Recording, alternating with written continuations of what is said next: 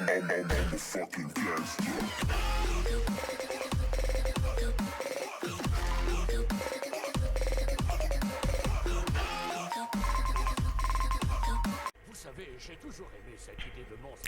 Salut à vous, fans de zombies. Oui, c'est à vous que je m'adresse.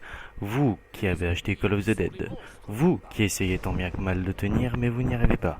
Vous qui ne connaissez pas tout sur cette map. Alors cette vidéo, je vous la conseille. Car nous retrouvons aujourd'hui pour l'épisode 3 du mode zombie de comment tenir en solo sur toutes les maps. Aujourd'hui, nous attaquons à Call of the Dead. Call of the Dead, une map que j'apprécie. Call of the Dead, une map que j'ai toujours kiffé. Call of the Dead, une map extrêmement compliquée. Et aujourd'hui, on va s'y coller. Alors cette vidéo va faire plusieurs parties. Alors en 3 parties, et la première partie va être divisée en petites parties. C'est compliqué à expliquer, mais vous allez voir, en réalité, c'est très simple à comprendre. La première partie va être les caractéristiques de la map. Donc, qu'est-ce que nous avons? Donc, Rodrey, les armes tyroliennes et les tremplins et le pack à punch. La deuxième partie va être comment tenir en solo. Donc, la technique à adopter, que moi je conseille et qui marche à tous les coups. Et le 3, ça va être le secret. Le secret qui va se passer en solo et non pas en multi. Si vous cherchez le secret en multijoueur, je ne vous conseille pas de regarder cette vidéo car je ne montre qu'en solo. Donc voilà, je vais vous laisser avec cette intro qui est d'ailleurs l'intro de la map et on se retrouve tout de suite pour le début de la vidéo. Kiss.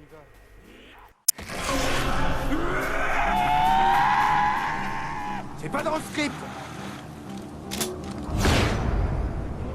On en écrit un nouveau. Ça s'appelle Massacre de pourriture. C'est un vrai cauchemar.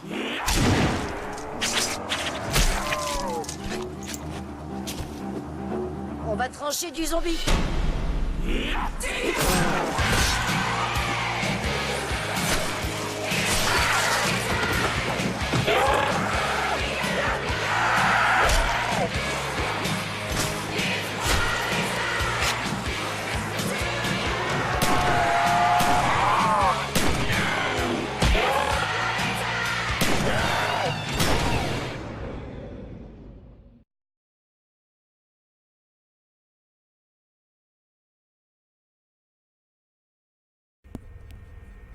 On va commencer cette vidéo en force avec Rodrey. Rodrey va spawn dès le début de votre partie et va vous suivre tout le long, sauf si vous le tuez bien évidemment. Quand vous le tirez dessus, il va s'énerver et donc faudra l'emmener dans l'eau pour qu'il se calme. Vous avez plusieurs manières de le tuer. Avec le bonus machine de la mort, si vous lui mettez tout dessus, il en suffira de 3. Avec le charognard, je pense qu'un charognard entier ça le tuera. Ou avec le laser, ou avec les snipers améliorés. C'est selon moi les 4 armes qui marchent le mieux pour les Rodrey. Avec le reste, il faut même pas essayer parce que ça ne sert à rien, vous viderez vos munitions pour rien. Rodrey, quand il disparaîtra, vous lâchera un bonus, et une DG2, mais il peut très bien se téléporter sans vous laisser de bonus. Comme vous le verrez là.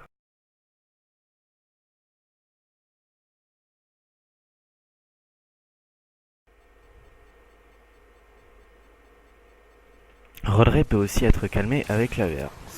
Tirez-lui dessus quand il est dans l'eau, avec la VR11 améliorée, je dis bien, la VR11 normale ne marchera pas. Tirez-lui dessus quand il sera dans l'eau et vous allez voir qu'il va plonger comme un grand en vous laissant tranquille pendant 1 ou 2 manches. Pareil, si vous le tuez avec des balles, il vous laissera tranquille pendant 1 manche. Dès que la manche d'après recommencera, il réapparaîtra aussitôt. On va continuer avec les armes spéciales de la map. On en compte 3 et 4 plus la DG2 que je compte plutôt comme un bonus. Alors au début nous avons les poupées russes, donc les matrioshka. Lancez-en une et ça peut tuer un pack entier de zombies jusqu'à la manche 40. Nous avons la VR11 qui permet de transformer des zombies en humains. Ce n'est pas sa seule fonction, mais celle-là est la plus connue, mais je trouve la moins utile. Elle est utile que pour le secret, que pour l'étape finale. Vous pouvez aussi calmer Rodrey comme je vous l'ai expliqué tout à l'heure. Enfin, faire descendre Rodrey, pardon, pas le calmer. Et le calmer, donc voilà, avec les images que vous avez là. Vous avez juste à lui tirer dessus quand il est énervé, et hop, il détend son string et vous laisse tranquille.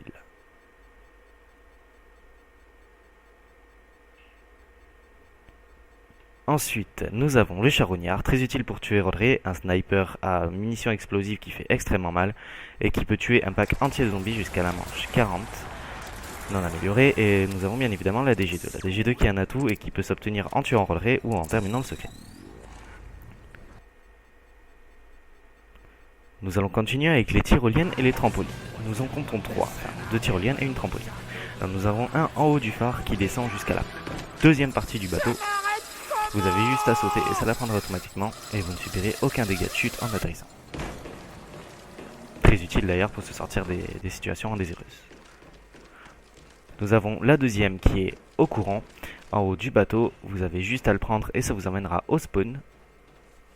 Je suis sûr, il n'y a jamais eu d'inspection de sécurité. Et nous avons le trampoline qui est juste en dessous du courant. Vous avez qu'à le prendre et ça vous emmènera juste devant la porte principale du phare. Là non plus, vous n'aurez aucun dégât de chute.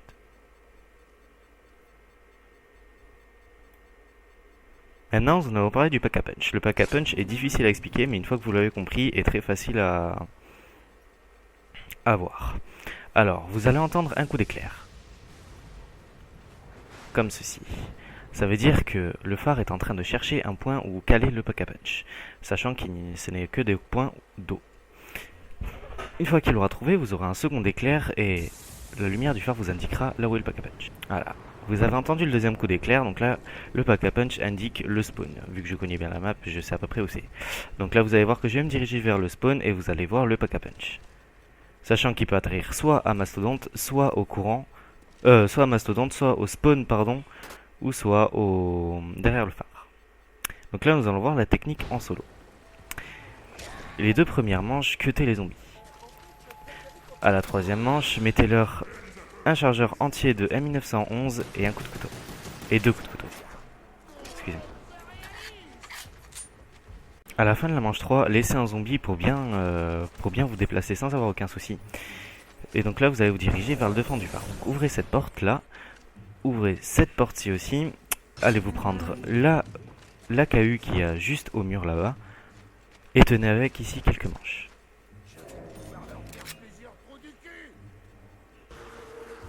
Une fois la manche 9 dépassée et beaucoup de points faits, vous allez allumer le courant pour ensuite aller vous chercher Mastodonte.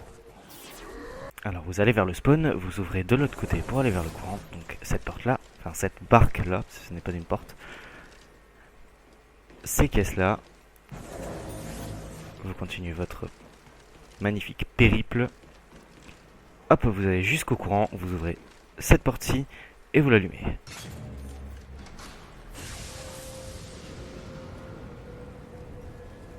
Ensuite, vous vous dirigez vers la deuxième partie du bateau, donc vous enlevez cette barque-là.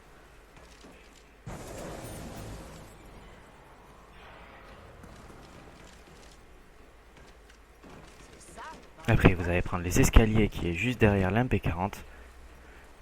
Vous allez prendre à votre gauche, j'ai l'impression de faire tom-tom quand c'est comme ça, c'est génial. Vous ouvrez cette porte et vous vous dirigez vers le mastodonte. Voilà, tom-tom a fini son trajet. Après, s'il vous reste assez de thunes, vous pouvez continuer à vous prendre des atouts et à vous faire des boîtes. Vous pensiez pouvoir me bouffer, même pas en rêve.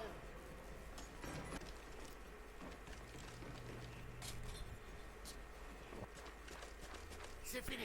Après, retournez devant la KU et continuez à tourner, car c'est ici que vous allez faire la plupart des manches. Et après, jusqu'à la fin de votre partie, va être de tourner ici, de vous faire un maximum de points en tuant Rolleray entre chaque manche. Car Rolleray vous donnera des atouts et une DG2 qui pourra vous être très utile pendant tout le reste de la partie. Sachant que les atouts que vous donne Rolleray se cumulent. Donc vous pouvez très bien avoir 8 atouts en une partie. Ce qui m'est déjà arrivé plusieurs fois. Donc vous prenez les 4 atouts de base et ensuite vous tuez Rolleray pour avoir les autres atouts.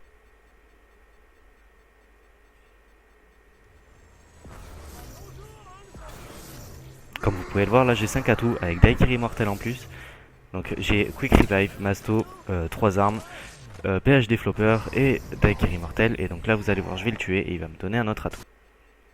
Maintenant nous allons passer au secret de Call of the Dead qui est faisable en solo, à 2, à 3 ou à 4.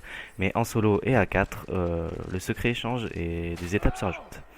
Alors en solo, allumez le courant. Une fois cela fait, dirigez-vous vers la porte blindée et cuttez-la. Les protagonistes vont vous demander un fusible qui peut se trouver soit ici, soit là, ou soit ici. Donc là on peut le voir que le fusible a spawné là. Prenez-le avec la touche d'action et allez l'emboîter dans le générateur. Ensuite Nikolai, sans faire exprès, va activer un système de sécurité du MDB. Donc vous allez devoir trouver 4 machines rouges comme ça dans toute la map. Donc vous allez voir qu'il y en a une en face de la porte blindée, donc celle que je suis en train de vous montrer actuellement.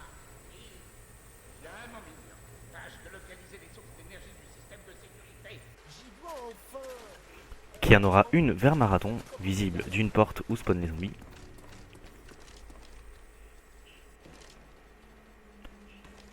Quand vous montez vers le bateau du spawn, vous allez voir, vous mettez là, contre le pilier, il y en aura une.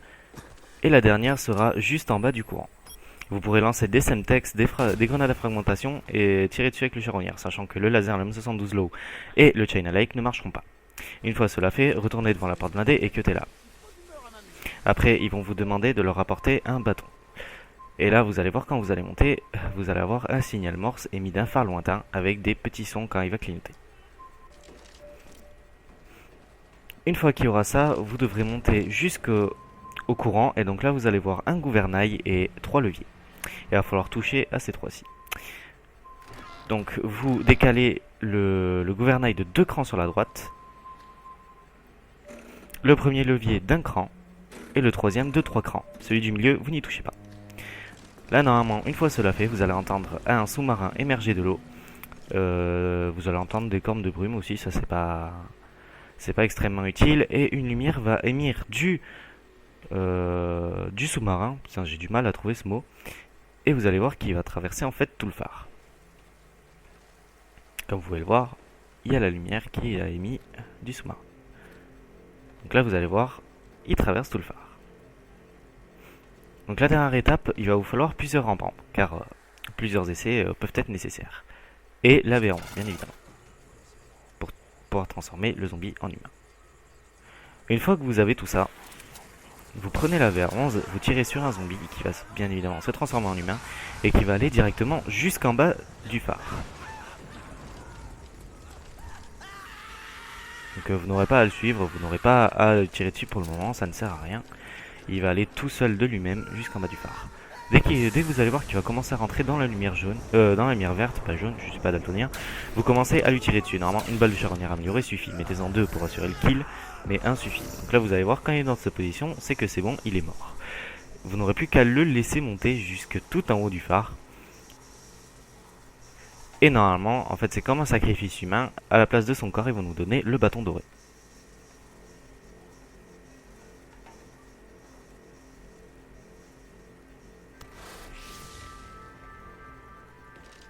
Voilà, le bâton doré est tombé, vous n'aurez plus qu'à aller le chercher en bas du phare et à le ramener à nos 4 protagonistes qu'on ne présente plus.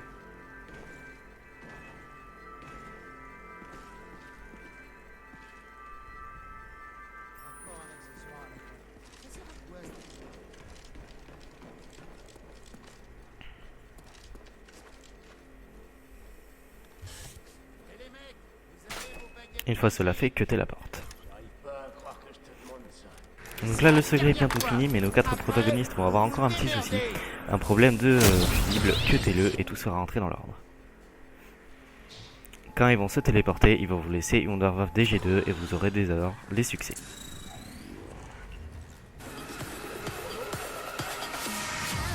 Voilà, ça sera tout pour cette vidéo. Et bien écoutez, j'espère qu'elle vous aura plu. Il m'a fallu beaucoup de temps pour la faire. Pour trouver toutes les scènes, pour avoir toutes les armes, pour le secret, pour trouver les techniques et pour le montage. Donc je vous demanderai d'être indulgent là-dessus et de me dire si cette vidéo vous plaît ou pas dans les commentaires et de me dire si par exemple j'ai traîné sur des choses ou si j'ai été vite sur certaines choses. Ça compte vraiment beaucoup pour moi pour la suite. N'hésitez pas à la partager en masse. Donc je sais que je suis pas le premier à faire ces genres de vidéos, mais ça me tenait à cœur parce que le zombie est vraiment un mode que j'apprécie énormément et Call of the Dead encore plus. Donc je vous dis à la prochaine, on se retrouve dans une prochaine vidéo. Je vous laisserai avec la fin de ce manche et l'outro de cette map. Et nous on se retrouve dans une prochaine vidéo. Ciao tout le monde, salut.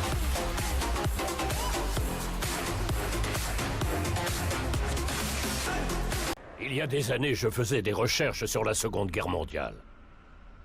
Je suis tombé sur de vieux documents nazis. J'arrivais pas à croire ce que je lisais. Élément 115. Nécromancien. Ressusciter les morts, des trucs flippants.